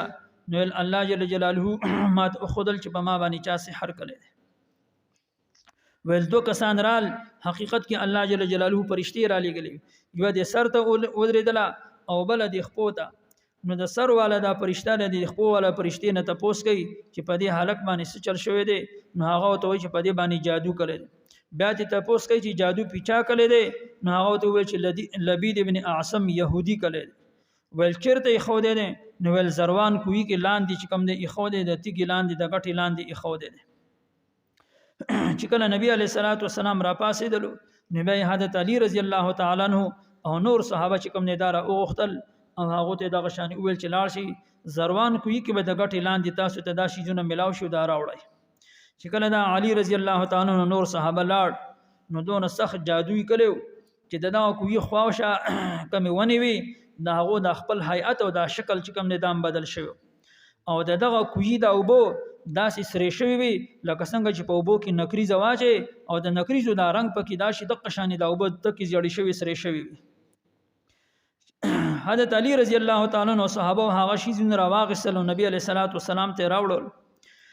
نو هغه چون کې د اختو غوټي وي او اختو غوټي چې پرانی جنو پرانی سکیږي نو که پرانی جنو بیا شلیږي نو الله جل جلاله دا دو سورتونه نازل کړل په دې دوه سورتونو کې چې کوم د یولس آیاتونه دي نبی علیه الصلاۃ والسلام به یو آیت تلاوت کولو او په غوټه باندې چوپ کولو ها غوټه په خپل باندې پرانیسته کېدله چې کله نبی علیه الصلاۃ والسلام دا دوه سورتونه تلاوت کړل او ها 11 یولس وانه غوټي چې کوم د کولاو شي نو د نبی علیه الصلاۃ والسلام وجود مبارک آزاد شو او فرمایله عائشہ داسې سکون راته ملاو شو لکه چې یو سړی په رسۍ کې تړلې او د هغه تکلیف چې کوم نه دا رسۍ کولاو کړی شي او هغه ته آرام ملاو شي د قشان آرام راته ملاو شو نو دغه بارکه الله جل جلاله د آیتونه نازل کړي دي ته معوذتين ویل کی او د دې نه پس به د نبی علیہ الصلوۃ والسلام معمول تر مرګ پورې داو چې د شپې نه بکله پرې وتلو نو دا درې وانه سورتونه سورۃ اخلاص قل هو الله احد قل اعوذ برب الفلق او قل اعوذ برب الناس دا به درې ځلویل او په دې لاسونو مبارک به چې کم دي چوپ کول او بیا د بدن کم ځای پورې به د لاسونو تل هغه باندې به راخل الله جل جلاله د هغه د اثر نه محفوظ کو تر دې چې کله نبی علیہ الصلوۃ والسلام زیات بیمار شو نو عائشہ رضی الله تعالی عنها فرمایي نبی علیہ السلام به خپل نشو کوله نو ما به د درې وانه سوراتونه اویل او د نبی علیہ الصلوۃ والسلام په مبارک لاس باندې بچوب کړل او به د هغه مبارک لاس د هغه په بدن باندې راخل نو نبی علیہ الصلوۃ والسلام ډیر زیات خوشاله شو نو چې چا باندې د دا کوډو اثر وي د جادو اثر وي د کوډو اثر وي نو دا عاملانو پسې نه ځي ځکه عاملان هغه زما وسانه څه خبر دي چې په دې باندې چا عامل کړي او بیا پکې مسله د عقیده هم ده کته په دې نیت باندې لاړ شي چې دا عامل زما د بیماری نه خبر دی او دته دا پته لګي چې پلان کې کس یا د پلان کې خزي یا پلان کې سړی په ما باندې جادو کړي نو ته عالم الغیب غني دغه دا هو د غیب مسله ده هغه خو ساره بیماری په وخت چې کوم نه حاضر نو او ته عالم الغیب غني په دې کې د عقیده مسله راځي د دې وجه نه عاملانو پسې نه بد هغه علاج دار چې د الله جل جلاله نه غواړو او په دې صورتونو باندې ځان دمو په دې باندې وب چې کوم دې دمو هغه سکو نو که په چا باندې د اثر وی الله جل جلاله به پورن خکی بیا نو قل اعوذ برب الفلق قل اي پیغمبر د خلق ته دا وا اعوذ برب الفلق زپنا غړم پر رب د سبا سر فلق مفسرین ډېر معنی کړي دي هو فلق سبا ته وي چې کله د تیارا خورشي او د سبا رڼا راشي نو دغه ته فلق ویل کیږي په دې کې دې طرف ته اشاره ده چې په کوم سړی باندې جادو شوی وي او دا آیتونه دا وای نو هغه باندې به الله جل جلاله داسي راحت او آرام راولي څنګه چې د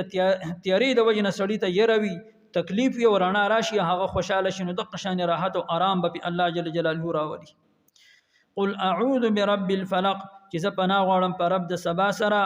من شر ما خلق د شر د ټول مخلوق نه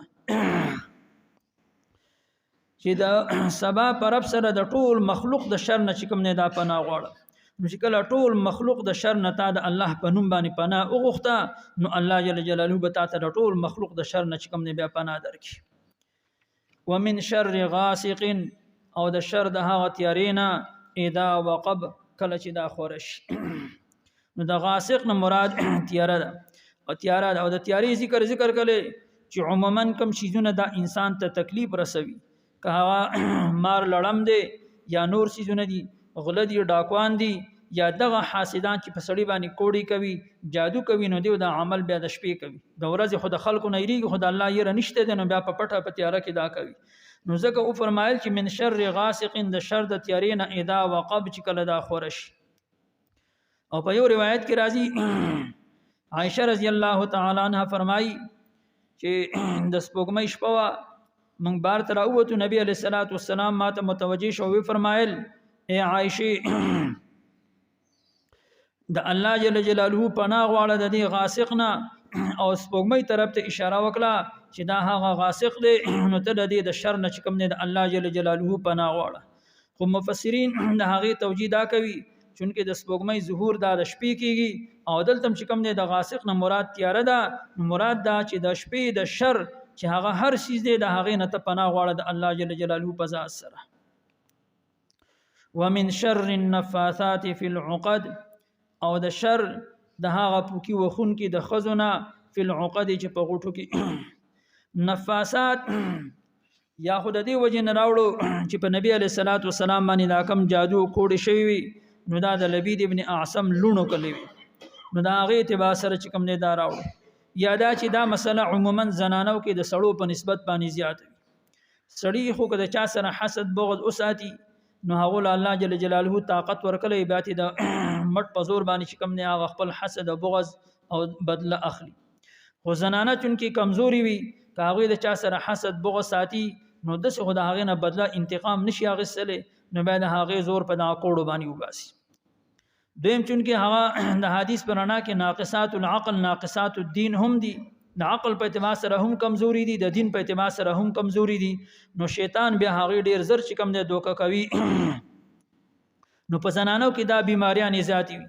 زیات چې کم نه د کوډو د منترو دا سلسله دا په زنانو کې د سړو په نسبت سره زیاتی ویني ځکه نفاسات ذکر کړل او یادا چې د دینه مراد من شر النفوس نفوس النفاسات دا صفت چې کم نه د نفوس او نفوس دا مؤنث سمائی دی نو دا هغه په جمعنی دا چې کم نه جمع راوړي من شر النفوس النفاسات في العقد بغوټو کې ومن شر حاسد اذا حسد پدې کې الله جل جلاله وجه خدلا چې دا خلق جادو ولي کوي نو د جادو سبب دا حسد دی دا کینه او دا بغض دی دا غواړي چې زمانه دې سړی ولي ترقی وکړه دته دون مال او دولت ولي راغی دته دون عزت ولې میلاو شو دته دون طاقت او قوت ولې میلاو دی دا په ما باندې ولې زور ور دی نو بیا د حسد د وجنه د کینې د وجنه بیا چې کوم دی د هغه د زیر کولو د هغه د لاندې کولو کوشش کوي نو بیا که طاقت راسي نو جسمانی بدلت اخلي او کنه نو بیا د کوډ منتر ته ځان رسي نو من شر حاسد اذا حسد د شر د حسد کون کنا اذا حسد کله چې هغه حسد وکي نو حسد ګناه ده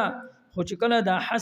حسد شروع کړي یو انسان سره نو الله بیا د هغه د شر نه پناه وخته ده او چې کله د هغه سره حسد نه کوي نو په خپل زړه چې کوم د خوري د هغه هیڅ چې کوم د نقصان نشي رسول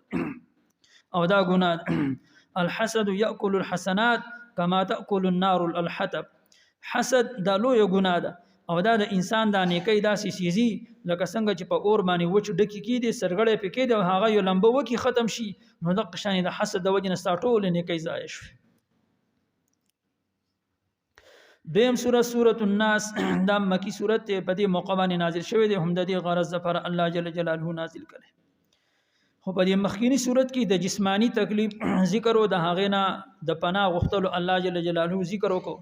نو الله جل جلاله صرف خپل یو صفت چې هغه رب دی دا ذکر کو او په دې صورت کې د دینی شر چې کوم دی دا ذکر دی نو د هغه لپاره الله جل جلاله خپل صفات هم بیا زیات ذکر کړي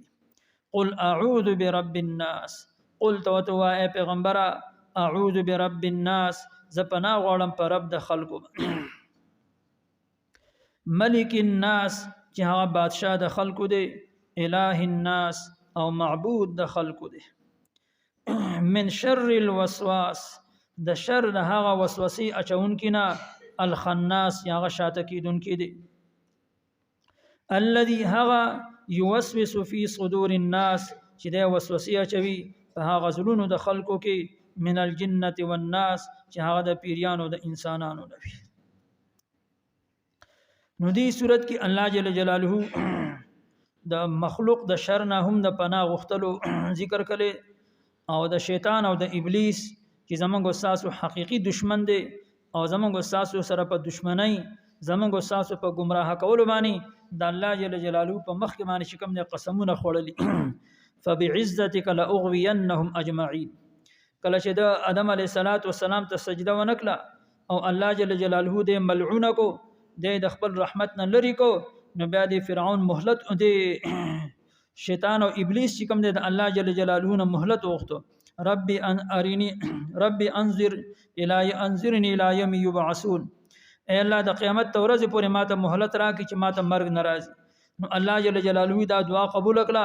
نو مې الله جل جلاله په مخ کې باندې قسم وخړو فبعزتك لاغوينهم اجمعين اے الله زماري صاحب عزت باندې قسم وی چې د کم ادم د وجنه زتا گمراه کلم زبر دی اولاد نه پریدم زبر ټول پټول باندې کم دا گمراه کوم الا عبادك منهم المخلصين هاجی کوم ستا خاص بندگان دي چې باغ باندې زما وس نه رسی هغه به زما نخلاص شي باقی دا ټول به کوم دې زب گمراه کوم او په سورۃ اعراف کې ذکر کړي چې زب دیو ته د مخ نه اعظم د شان بر اعظم د خې طرف نه د غست طرف نه بر اعظم او زبر دیو د گمراه کولو چې کوم دې کوشش کوم نو الله جل جلاله دلته دغه شیطان او دغه ابلیس نه د پناه غوښتلو مونږ تاسو چې کوم دې طریقه وخدله لکه دغه ابلیس زموږ تاسو دشمن دی ان الشیطان لكم عدو فاتخذوه عدوا خدای او داسې دشمن دی چې هغه ته مونږ په نظر راځو خو مونږ تاسو ته هغه په نظر باندې ناراضي نو مونږ تاسو د هغه سره دشمنی په ټوپک باندې نشو کولای په ډانګي باندې نشو کولای په زور باندې نشو کولای زموږ تاسو دشمنی او پناه دارا چې مونږ تاسو د الله جل جلاله سره ځان نږدې د قران تلاوت په ذکرونو باندې په تلاوتونو باندې په دعاګانو باندې دغه دشمن نه کوم د پناه غواړو د هغه په وسوسو باندې عمل نکو نو بیا به موږ تاسو د هغه سره صحیح دشمنی هو کشیر موږ تاسو د قران تلاوت نکو د قران په تعلیمات باندې خپل ژوندۍ نه تیرو د الله نه غواړو نو هغه موږ تاسو ویني زموږ تاسو په گمراه کولو کې کوشش کوي او په هغه باندې زموږ تاسو سوس نه رسی نو بیا به د الله نه پرمانی زموږ تاسو نه کی دیم دلته الله جل جلاله دا لفظ الناس درې ځله وړي قل اعوذ برب الناس او د دریوانو الناس سره الله جل جلاله خپل صفات هم جدا جدا ذکر کړي د اولنی الناس سره رب صفات ذکر کړي شوی د دویم الناس سره ملک صفت ذکر کړل شوی او د دریم الناس سره الله جل جلاله خپل صفت الہ ذکر کړل. مفسرین په دې کې دا نقطه بیان کړي چې د اولنی الناس نه مراد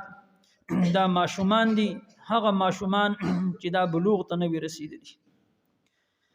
او دویم الناس نه مراد دا نوجوانان دي چې هغه د نوجوانۍ په زمانہ کې کدا نارینه دي او که زنانه دي، او دریم الناس نه مراد دا به بوډاګان هغه خلک چې هغه د ځوانۍ نه تیر شوي. نو د دې په مناسبت سره الله جل جلاله خپل صفات هم جدا جدا ذکر کړل. ماشوم دی نو د ماشوم د تربیت زمانہ ده، د هغه د پرورش زمانہ ده چې د دینی تربیت وکړي شي، د دینی پرورش وکړي شي، نو د هغه د پرورش ضرورت ته نو الله جل جلاله خپل صفت رب ذکر کو. لکه رب هغه چاته ویل کیږي چې هغه په قلاره تدریجا هر یو شیز پای تکمیل ته رسوي. نو الله جل جلاله دغه ماشومان داسې تربیت کوي چې دا په قلاره تدریجا چې کوم نه دا نوجواني ته رسی. نو ځکه د الله جل جلاله خپل صفت د ماشومان د مناسبت سره ذکر کو چې قل اعوذ برب الناس،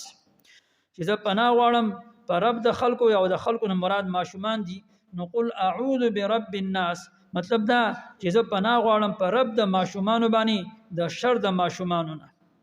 چې د شر د ماشومان نه پناه غواړي نو هم د الله جل جلاله په ذات باندې بغواړي. او د دویم الناس نه مراد چې نوجوانان دي، او نوجوانانو کې بیا د نوجوانۍ د وجنه د نوجوانۍ هغه نشه پکې وي، هغه کې د سرکشي بیا پکې وي، نو د هغه د قابو کول لپاره بیا د بادشاہي ضرورت دی چې بادشاہ به دا قابو کوي. نو الله جل جلاله خپل صفت ملک ذکر کو چې ملک الناس، چې زه پناه غواړم په رب د نوجوانانو چې هغه الله جل جلاله دی د شر د نوجوانانو نه. نو دویم الناس نه مراد د نوجوانان، او دریم الناس نه مراد چونکی ضعیفه او هغه مشران خلق مراد دي. او چې کله سړی د نوجوانۍ نه واوړي نو بیا د الله جل جلاله را یاد شي، بیا د عبادت لپاره چې کوم د فارغ شي، د دنیا د کارون نه پریوزي، نو بیا چې کوم د جمعات د الله جل جلاله چې کوم د عبادت ته د وزګار شي. نو د دیو د مناسب چې کوم نه بیا د الله جل جلاله الہ معبود ته ویل کیږي، نو د هغه مناسبت سره الله جل جلاله خپل صفت چې کوم نه معبود ذکر کو. مطلب دا چې زه پناه غواړم په معبود د ضعیفانو باندې د شر د ضعیفانو د بوډاګانو نه. من شر الوسواس الخناس، دا پناه د چانه ده؟ د شر د هغه وسوسې اچونکي شیطان نه چې الخناس هغه شاته تختیدونکي او پټیدونکي دی. حدیث شریف کې راځي چې دا شیطان دا د انسان په دی وګ باندې ناسي او دا خپل ورشنې چې کوم نه دا د انسان د ضرورت چې کوم نه وردن نکلې د ماسي د ورشون پشاني، او چې کله دا انسان غافل وي، د ذکر نه کوي، عبادت نه کوي، د قران تلاوت نه کوي، نو دا شیطان دغه ورشون په ذریعہ باندې د شیطان د انسان پر ځل کې قسمه وسوسې اچوي، د ګناه، د خفګان، د پریشانی، د ټینشنۍ دا وسوسې پکې اچوي. خو چې کله دا انسان ذکر کوي، د ذکر شروع کې نو پورن د شاته شي، نو هغه د وجه نه دي ته خناس ولیکي، دا بیا تختی به د الله د نوم سره داته اشاره دل نشي. الذي يوسوس في صدور الناس، هغه چې هغه وسوسه اچوي په صدور الناس پسینو د خلکو کې، من الجنه والناس، او دغه شیطانان د پیریانو نه هم وي، والناس او د انسانانو نه هم وي. نو ځنې خو د شیطان کم اولاد دي، جنسی شیطانان چې وته ویل کېږي، هغه موږ تاسو ته په نظر باندې ناراضي، خو ځنې انسی شیطانان دي چې هغه د انسانانو په شکل کې دغه شیطانانو چې کوم د کردار ادا کوي، د یو خبره یو توړي، د بل خبره بل توړي، چغلی کوي، تا ته براشي، تا ته به یو صفت کوي، او بیا بل تلاړ شي، هغه ته به کوم د ستا غیبت کوي، یا براشي تا ته به یو خبره وکي او بل ته به کوم د بل خبره کوي. نو د داسې خلکو نه دا حقیقت کې ستا په ځل کې قسمه چې کوم د وسوسې پیدا کوي، د خلکو نه ستا نفرت پیدا کوي، د خلکو سره ستا بغض او کینه پیدا کوي، نو دا دغه انسی شیطان دی. دغه انسی شیطان نه چې ته پناه غواړې د الله جل جلاله په نوم سره بغواړې. او په دې کې وعید هم د هغه خلکو د پاره دی، د هغه انسانانو د پاره دی چې څوک د شیطان د کردار ادا کوي. بعض انسانان داسې وي چې ناغو کار دغه وي، دو کسان جنگول دا د هغه مقصد یو ته بلار شي د هغه عیبونه او د هغه کردار به ته بیان کی بیا براشي دا خبرې به دی بل تر ورسې پلان کی تاسو دا ویل او هغه دوه کسان هغه دوه قومونه هغه دوه خاندانونه به کوم نه دا وجنګوي نو د داسې خلکو د شرنم الله جل جلاله د پناه غوښتلو طریقه موږ تاسو ته وښودله. نو دا درې وانه صورتونه موږ تاسو د دې خپل معمول جوړ کو او خصوصا هغه خلک چې هغه دا پزله کې دا خیال لې غني په ما باندې چا سکلی دي ما باندې چا جادو کړی دی یا ما باندې چا کوړ او منتری کړی دي یا د جناتو چې کوم نه اثر دی نو د هغه لپاره علما کرام چې کوم نه دا نسخه ذکر کړي چې دا یو لزل درو شریف وای بیا د دریزل الحمد وای وزل د سور آیات الکرسی وای او دریزل د اخیری آیتونه هر یو سورت د دریزل وای او په اخر کې چې کوم نه بیا یو لزل درو شریف وای په دې باندې د ځان دمي نو کده باندې چا جادو کلی ام بیا الله خکی چا په نوري کوړي منتری کلی ام بیا الله خکی کده باندې د جنات او اثر نو ام بیا الله جل جلاله خکی نو دا د قران آیتونه دي په دې باندې صحابه هم چې کوم دي بیماران دم کلی دي الله جل جلاله ول شفاء ور کلی قران کې الله جل جلاله فرمای قل یا ایها الناس قد جاءتكم موعظه من ربكم وشفاء لما في الصدور نو قران کې الله جل جلاله شفاء خود ده نو په دې باندې موږ د خپل مریضانو چې کوم دي علاج هم کو او دی باندې موږ تاسو خپل ژوندۍ تیر کو یقینا کوم کسانو چې د دې ختم کړي دي نو هغه ډیر مبارک دي الله جل جلاله دې د هغه د قرباني قبول کړي او الله جل جلاله دې هغه ته چې کوم دي د دې پوره ثوابونه نصیب کړي او داري زموږ تاسو ټول د لپاره الله جل جلاله د آخرت د نجات ذریعہ وګرځي الله جل جلاله دې موږ تاسو لپاره او د دې علاقې لپاره او د دې مليسب د لپاره د دې ټول د خاندانونو لپاره د خوشحالي ذریعہ وګرځي او څنګه مخکې عرض وکړو یقینا موږ تاسو خپل اولاد دغه مدرسو ته ولېګو دا غره زموږ تاسو سره د الله جل جلاله امانت ته انما اموالکم واولادکم فتنه د الله جل جلاله حکم دی چې غره دا تاسو د لپاره امتحان دی نو پاکیم زموږ تاسو امتحان د خپل ځان په دا امتحان کې کامیاب و زموږ د علما او کرامو دا ترتیب دی چې کله د قران ختم وشي نو دا شیطان ډیر زیات خپوي خو اوس په دې تمنا کوي چې زه دې ځل خو ورسو خو بل ځل رانه بیا نشي ویلې نو د دې وجنه شیطان خپه کول د لپاره موږ تاسو د قران بیا شروع کو او په حدیث کې هم د دې فضایل راغلي دي حال مرتحل ډیر فضایل راغلي دي او د حال مرتحل چې کوم د مقصد هم دار چې کله قران سره وایي او د سورته والناس ورسی نو الته دا بس کوي نه بلکې دا د اول ته بیا راشي او بیا د شروع وکي چې دا شیطان نورم خپه شي ځکه دا زموږ ساسو دشمن دی نو د سورته فاتحه صرف چې کوم د ترجمه واورو بسم الله الرحمن الرحیم شروع کوم په نام د الله باندې چې عام مهربان او خاص مهربان دی دا بسم الله د دې ډیر زیات کوم د فضایل لاغلي حضرت عبد الله بن مسعود رضی الله تعالی عنہ یو روایت و چې عبد الله بن مسعود رضی الله تعالی عنہ فرمایي چې د جهنم کم نگران پرشتي دي نو د هغوی تعداد 19 دي او د بسم الله د حروف هم د 19 دي نو که څوک د جهنم د 19 فرشتو نه ځان خلاصول غواړي نو هغه د بسم الله په کثرت سره وایي نو بسم الله موږ تاسو ته ارچا ته یاد ده ماشومان ته یادې نو په هر ښه کار کې چې کوم نه بسم الله کوو په کثرت سره وایو الله جل جلاله به د جهنم نه نجات راکړي الحمدلله ټول ثنا صفت الله لردي رب العالمین چې رب د مخلوقات دی الرحمن الرحیم چې عام مهربان او خاص مهربان دی مالک یوم الدین چې بادشاہ د ورځې د جزا دی ایاک نعبد خاص تعالی عبادت کومونګه و ایاک نستعين خاص تعالی مدد غواړو مونږه اهدنا الصراط المستقيم او خای مونږ ته لار سما صراط الذين لار ده خلقو انعمت عليهم چې تا انعام کړي په هغه باندې نو صراط المستقيم د الله جل جلاله غواړو او په کوم خلکو باندې چې انعام کړي شوی دی د هغه لار د صراط المستقيم دی او کوم خلکو باندې انعام کړي شوی دی نو هغه مرته الله جل جلاله فرمایلی دي اولئک الذين انعم الله عليهم من النبيين والصديقين والشهداء والصالحين وحسن اولئک رفیقا کدا پیغمبران دي صدیقین دي شهدا دي او نیکان خلق دي او د دې ملګرتیا چې چاته نصیب شنو د دې ملګرتیا ډیره بهترینه ملګرتیا د الله دې مونږ ته نصیب کړي غیر المغضوب نه لار د هغه خلکو چې باغی باندې عذاب مغضوب علیهم چې عذاب کله شي باغی باندې چې يهوديان دي ولد ضالین او نه لار د هغه گمراهانو چې هغه نصارا او نور گمراه فرقې دي الله جل جلاله دې موږ تاسو ته وساتي واخر دعوانا الحمد لله رب العالمين آمين.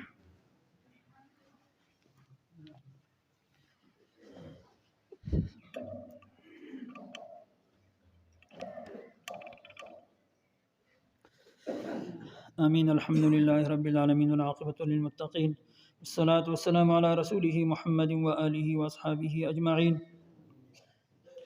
وإلهكم إله واحد لا إله إلا هو الرحمن الرحيم.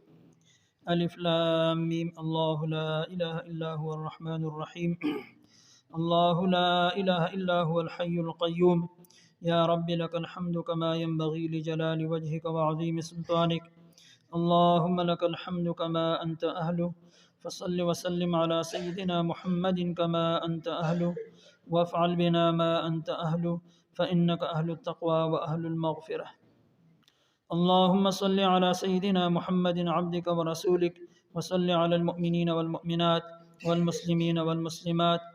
ربنا تقبل منا إنك أنت السميع العليم، وتب علينا إنك أنت التواب الرحيم. ربنا فاغفر لنا ذنوبنا وكفر عنا سيئاتنا وتوفنا مع الأبرار. ربنا اغفر لنا ولإخواننا الذين سبقونا بالإيمان، ولا تجعل في قلوبنا غلا للذين آمنوا ربنا إنك رؤوف رحيم. اللهم إنك عفو كريم تحب العفو فاعف عنا يا غفور. اللهم إنا نسألك الهدى والتقى والعفاف والغنى. اللهم إنا نسألك العفو والعافية والمعافاة في الدين والدنيا والآخرة. یا الله د کلام الله کم ختم وشو، یا الله ته په خپل دربار کې قبول او منظور کړي. یا الله دې کې په ویلو کې په اوریدلو کې څه کمه کوتاه شوی، یا الله ته مونږ ته معاف کړي. یا الله د دې پوره اجر او ثواب مونږ ټول ته نصیب کړي. یا الله ټول اوریدونکو ته، یا الله ټول ته د دې پوره اجر او ثواب نصیب کړي. یا الله ته زموږ د ټول لپاره حجت وګرځي. یا الله ته زموږ د ټول لپاره د نجات ذریعہ وګرځي. یا الله ته زموږ د ټول لپاره د خپل قرب او د رضا سبب وګرځي.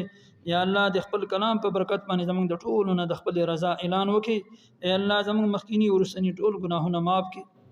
ای الله د پوره امت مسلمه ګناهونه معاف کړي. یا الله د پوره امت مسلمه ګناهونه معاف کړي. ای الله د پوره امت مسلمه ګناهونه معاف کړي. ای الله د ختم قرآن بابرکت مجلس سے یا الله دې موقع باندې یا الله ته د خپل بندګانو دعاګانې قبلې. ای الله زموږ په حال باندې رحم وکړي. ای الله زموږ ناراضي شي بیرته ناراضه مشي. ای الله د پوره امت مسلمان راضي شي. یا الله دې مولوی صاحب ته او دې اوریدونکو ته یا الله د دې پوره اجر او ثواب ورکړي. ای الله د دې په برکت باندې ای الله په دې علاقه کې په دې کلی کې ای الله برکتونه رحمتونه نازل کړي. ای الله دې ته د دنیا آخرت خوشحالي نصیب کړي. د دنیا آخرت د غمونو مصیبتونو په امن کې سونه بیماران یا الله ته شفای کامله عاجله نصیب کړي. ای الله د نیک عمل لپاره شفای کامله عاجله نصیب کړي. ای الله د چا اولاد نه نیک عمل او صالح اولاد ورکړي. ای الله د چا اولاد نه پرمانه تی پرمان بردار جوړ کړي. ای الله د چا نارینه اولاد نه یا الله نارینه اولاد تو ورکړي. یا الله سونه مسلمانان د دنیا نتلی د ټول مغفرت وکړي. ای الله د چا مغفرت شوی د هغوی درجات بلند کړي. یا الله د هغوی درجات بلند کړي. یا الله څوک څه قسم پریشان یا الله ته پریشانی ختم کړي. یا الله څوک څه قسم پریشان یا الله ته پریشانی ختم کړي. ای الله د امت مسلمه په حال باندې رحم وکړي. ای الله چرته چې مسلمانان باندې ظلم کیږي ای الله د هغو ته ظلم نه نجات ورکړي. ای الله هغو ته ظلم نه نجات ورکړي. ای الله بیت المقدس ای الله د کفارو د تسلط نه آزاد کړي. ای الله د حرمین شریفین حفاظت وکړي. ای الله د ټولو مسلمانانو حفاظت وکړي. یا الله سونه بی ګناه مسلمانان په جیلونو کې دی الله ته رهایی نصیب کړي. یا الله چرته چې په مسلمانانو باندې ظلم کیږي الله د هغوی مدد وکړي. ای الله د هغوی مدد وکړي. ای الله د هغوی مدد وکړي. ای الله څوک فقر او فاقه یا الله تنگسیا کې مبتلا دي یا الله تو د حلال او پراخ روزي نصیب کړي. ای الله د حلال او پراخ روزي وته نصیب کړي. ای الله د مخلوق ته محتاج نه زموږ د ټولو حفاظت وکړي. یا الله سونه مسلمانان ای الله چې په بار ملکونو کې دي ای الله د خپل بچو د پر حلال روزي ګټي. ای الله ته د حلال او پراخ روزي نصیب کړي. یا الله ته پر خپل وطن باندې ای الله د حلال روزي تنظیم وکړي. ای الله د حلال روزي تنظیم وکړي. ای الله د حرام مال نه زموږ د ټولو مسلمانانو حفاظت وکړي. ای الله د مشتبه مال نه زموږ د ټولو مسلمانانو حفاظت وکړي. ای الله زموږ د کشرانو ای الله زموږ د نوجوانانو ای الله زموږ د نارینه او د زنانو د ټولو حفاظت وکړي. ای الله ټولو باندې د حیا صدر راخور کی. ای الله د ذلت او رسوایی نه زموږ د ټولو مسلمانانو حفاظت وکړي. ای الله زموږ نوجوانان ای الله د صحابه او د نوجوانانو په شان جوړ کی. اے الله زمونږ ماشومان د صحابو د ماشومان په شان جوړ کړي اے الله زمونږ نارینه د صحابو د نارینو په شان جوړ کړي اے الله زمونږ زنانه اے الله د صحابو د زنانو په شان جوړ کړي اے الله موږ ته کامل ایمان نصیب کړي خپل رضا ول زندگی راته نصیب کړي خپل نافرمانی نه زمونږ حفاظت وکړي اے الله د نبی علیه الصلاۃ والسلام مبارک طریقو باندې زندگی تیرولو توفیق راکړي یا الله زمونږ د دې ملک د پاکستان حفاظت وکړي اے الله د اسلام یو مضبوطه قلعه ده اے الله ته دې استحکام نصیب کړي اے الله د غیر سونه سازشونه دي اے الله ته د هغو سازشونه په هغه باندې واپس کړي اے الله ته زمونږ حفاظت وکړي اے الله د دې سونه مسائل دي سونه قرضونه دي یا الله ته د خپل غیب خزانون ادا کړي یا الله ته د خپل غیب خزانون ادا کړي یا الله اجتماعي انفرادي چې سونه قرضونه دي سو قرضاري یا الله د هغو د قرضونو د ادا کولو تنظیم وکړي یا الله د هغو د قرضونو د ادا کولو تنظیم وکړي یا الله د مراکز او مساجد او حفاظت وکي یا الله د مدرسو حفاظت وکي یا الله د علما او د طلبه او حفاظت وکي یا الله د مدرسو سونه ذریاتي یا الله ته د خپل غیب او خزانونه پوره کړي یا الله ته د خپل غیب او خزانونه پوره کړي یا الله ته د خپل غیب او خزانونه پوره کړي یا الله د مخلوق د محتاجین پکې وساتي یا الله د مخلوق د محتاجین پکې وساتي یا الله دین دګنی راچګنی ترقی ټول مسلمانانو ته نصیب کړي یا الله ټول مسلمانانو ته نصیب کړي اے الله زمون اولاد دیندار نیک عمل او صالح جوړ کړي اے الله ته د قران حافظان عالمان جوړ کړي یا الله مونږ ټول ته د قران سره مینه محبت نصیب کړي د قران د تلاوت کولو توفیق راکړي اے الله د قران د تعلیماتو مطابق خپل ژوندۍ جوړولو توفیق راکړي اے الله زمون ګناهونه معاف کړي یا الله د نفس او د شیطان د شر نه مساتي اے الله خاتمه په ایمان سره کړي د ځن کدن سخت را باندې اسانه کړي قبر د عذاب نه مساتي میدان محشر د رسوای نه مساتي اے الله د میدان محشر د رسوای نه مساتي یا الله څنګه دنیا کې تامن باندې پردې راشيلي اے الله په دغه لوی ورځ باندې موږ باندې پردې راواچي اے الله د مخلوق په مخ کې رسوا مکي اے الله د مخلوق په مخ کې رسوا مکي اے الله عمل نامې راته په خیر لاس کې نصیب کړي به حساب به کتاب جنات الفردوس نصیب کړي یا الله د جهنم نه مساتي یا الله د جهنم نه مساتي یا الله د جهنم نه مساتي یا الله د خپل قهر او د غضب نه مساتي یا الله دنیا کې من عذابونو مصیبتونو نه وساتي یا الله عافیت والا کرم والا فضل والا معاملو کې اے الله عافیت والا کرم والا فضل والا معاملو کې